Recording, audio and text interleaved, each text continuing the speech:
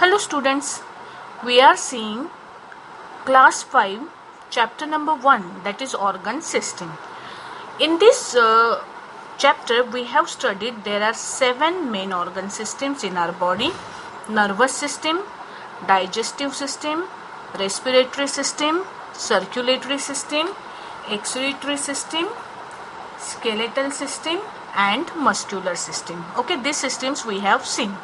Okay, afterwards we have seen circulatory system in detail. Okay, what is circulatory system? Circulatory system means the system of organ which help us to move blood around the body.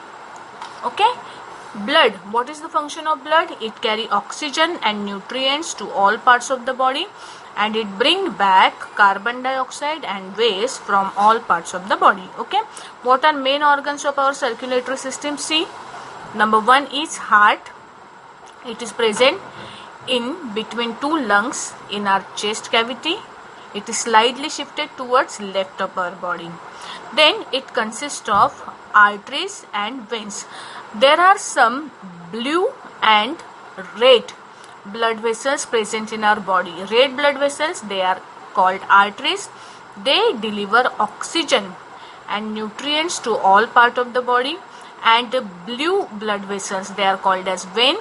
They take back carbon dioxide from cells to the lungs. Okay, arteries carry pure blood and veins carry impure blood. Okay, our circulatory system is made up of 4 parts: heart, arteries, veins and blood inside arteries and veins. Okay, next we have studied digestive system. Digestive system we have studied in detail. Okay, what is it? Digestive system. Digestive system help to convert food that we eat into nutrients that our body uses and remove waste material from our body.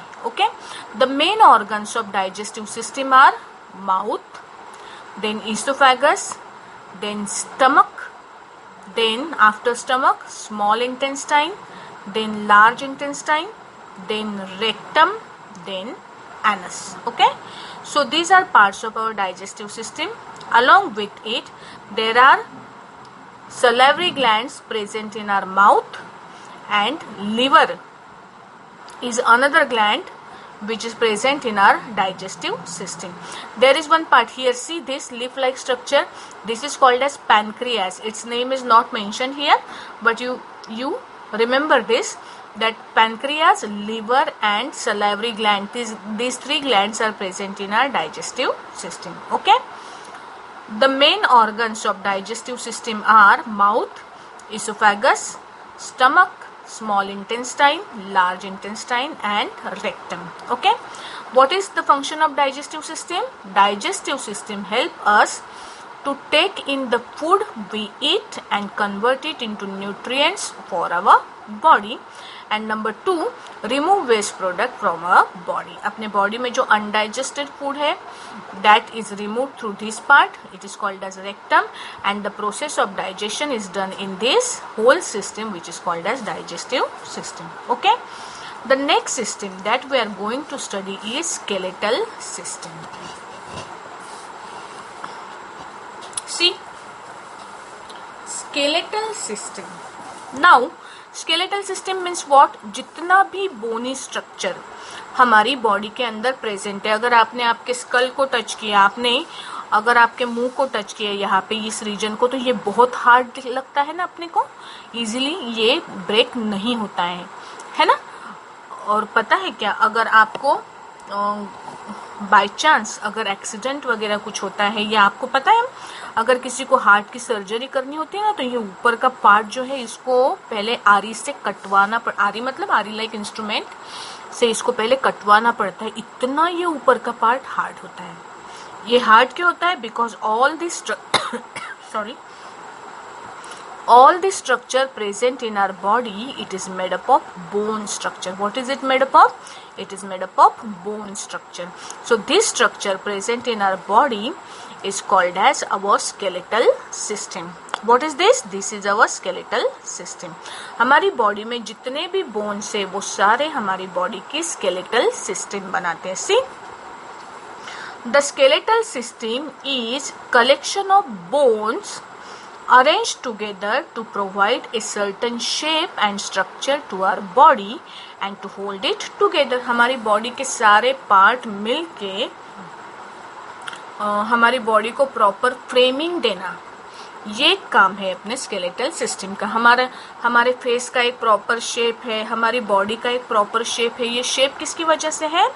That shape is provided to us because of our skeletal system. Okay, at the time of birth there are 270 bones, but some fuse together as we grow, and in an adult body there are 206 bones in human skeletal system। हमारी जो skeletal system है, हमारे skeletal system में जब हम पैदा होते हैं तो 270 bones होते हैं। बोन का नंबर ज्यादा होता है छोटे बेबीज में। क्यों? देखो ना उनकी बॉडी कितनी फ्लेक्सिबल होती है। उनके पैर, छोटे छोटे बेबीज क्या करते हैं, पैर का अंगूठा उनके मुंह में चला जाता है। मतलब इतनी फ्लेक्सिबल उनकी बॉडी होती है। कितना इजीली बेंड हो सकते हैं ना छोटे बच्चे। क्यों? क्योंकि उनके बॉडी में बोन्स ज्यादा होते हैं। जैसे जैसे वो बड़े होते जाते हैं वैसे वैसे उनके कुछ बोन्स एक दूसरे को चिपक जाते हैं, और इसके वजह से because of this fuse between bones the number of bones reduces. In an adult body there are 206 bones in human skeletal system। हमारे skeletal system में टोटल बोन्स कितने होते हैं? 206 बोन्स। अब ये डायग्राम देखो, ये बहुत इंपॉर्टेंट डायग्राम है और हार्ड भी है। दिस डायग्राम इज हार्ड, लेकिन ये आपको फिर भी ट्राई करके देखनी है निकालने के लिए। आप सोचोगे कि मैम ने ये टॉपिक हमें बोर्ड के ऊपर क्यों नहीं सिखाया, तो उसका रीजन है ये डायग्राम। ठीक है, क्योंकि मुझे नहीं लगता I can draw this beautiful diagram on the board, but I know that my students are very brilliant and their drawing is also good, so I want you guys to try to draw this diagram in your notebook। okay, बुरी बनी तो भी मेरे से ज्यादा बुरी तो थोड़ी ना बनेगी डायग्राम, ठीक है ना? तो ट्राई करना सभी लोग। Okay, now see the diagram. इसमें कौन कौन से पार्ट होते हैं? The first part of this skeletal system is skull. Skull मतलब अपने फेस का जो बोन है। आप लोग अपने फेस को टच करो तो ऐसे टच करने के बाद में आपको जो हार्ड वाला पार्ट लगता है ना, that hard part is skull. Skull is the part of our skeletal system. Skull के बाद में देखो ये सेंटर में आप अगर आपके पीठ को हाथ लगाओगे ना, तो आपको पीठ को अगर सेंटर में अगर आप टच करोगे ना, तो एक ऐसा लंबा सा बोनी स्ट्रक्चर आपको मिलेगा, हाथ को लगेगा ही। That is our backbone. That is our backbone. Backbone के बाद में जो अपनी चेस्ट कैविटी है, चेस्ट कैविटी के अंदर ये कैसे एक आध बॉक्स जैसा जो शेप प्रेजेंट है, that shape is called as rib cage. That shape is called as rib cage. ये है आपका शोल्डर गर्डल। ये शोल्डर गर्डल में क्या होता है पता है? कि आपके हाथ के जो बोन्स है ना, ये यहाँ पे अटैच होते हैं। Shoulder girdle, arms are attach to shoulder girdles. दो आर्म्स है अपने पास, ये जो है दो bones, they are called as arm bones. These bones are called as hand bones.